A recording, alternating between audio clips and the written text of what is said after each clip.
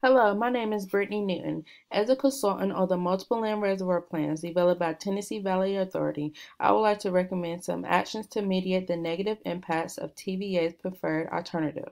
Their preferred alternative is Alternative B, which is the proposed land use plan alternative, and it gives advantages by bringing specificity to the land planning process across the 8 reservoirs considered in the um, environmental impact statement. And as a consultant on the multiple land reservoir plans, let's first review the negative impacts to the environment and human health. The negative impacts to the environment include negative impacts to water quality and climate change. Water quality will be affected because of the minimal land use, which would increase soil erosion and sediment transport to the reservoir, either through construction activities or as an ongoing condition through increases in runoff. Additionally, the climate would be affected under Alternative B. More land would be allocated to the land use zones where it is more likely that activities resulting in air emissions would occur. Alternative B would likely result in greater emissions of greenhouse gas emissions, fewer carbon sinks than Alternative A, which is the no plan alternative. With both of these environmental impacts, human health will be affected. In an interview with Chris Milchinger from the Regional Foil Contact of EPA, he stated that some of the reservoirs are used for drinking water purposes, but those water treatment facilities are required to treat their water anyway. For people that might come into contact with some of the polluted water, as he said, it is swimmers, kayakers, there will be some adverse health effects if they were opposed to it, and it could range from diarrhea and upset stomach issues. When pollutants get into the water, the health of people could be at risk for rashes, stomach or liver illnesses, neurological effects.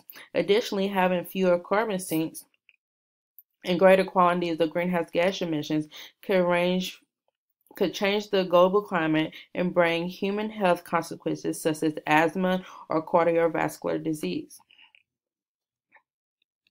Therefore, as a consultant, I propose an action to mitigate these impacts to the environment and health. For the soil erosion from water runoff, employing best management practices would be necessary. The most effective measure would be to establish plant covers. Plant covers protect the soil against erosion by reducing water runoff and by increasing water infiltration into the soil matrix. However, for greenhouse gas emissions, the proposed action would be to have solar panels. Solar panels generate electricity from renewable energy rather than fossil fuels. They absorb energy from the sun and protect electricity or heat. This renewable energy source has very little impact on the environment. Studies have shown that solar power reduces greenhouse gas emissions by approximately 10% from 2014 to 2015. This having solar panels would potentially reduce greenhouse gas emissions around each reservoir. From my interview with Chris, he stated that if we have a little bit of greenhouse gas increase during this project, our long-term program is to increase solar, he said, by 10% in a 5-year period. That solar energy will offset whatever those greenhouse gases are. Not only does solar panels benefit the environment, but they also offer significant public health benefits. Renewable energy sources have been found to reduce premature mortality and reduce overall healthcare costs. The proposed actions will be monitored to ensure that they are working properly. For the plant cover recommendation, the state would monitor the amount of runoff going into the reservoirs. The state will monitor this by their water quality permit. The permit is written to ensure that the receiving waters will receive their water quality standards. If the water in the reservoir reaches the water quality standards and is safe for drinking and swimming, the proposed action will be considered successful. Furthermore, the panels will be self-monitored. In regards to the solar panels being self-monitored, Chris said, because TVA is a federal government agency that basically self-monitors those type of activities related to greenhouse gas. TVA will monitor the solar solar panels every 5 years.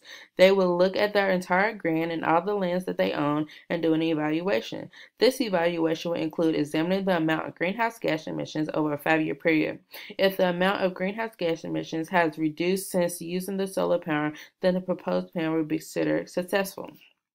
So, as a consultant on this, on the multiple land reservoir plan, I will recommend using plant covers to reduce the soil erosion.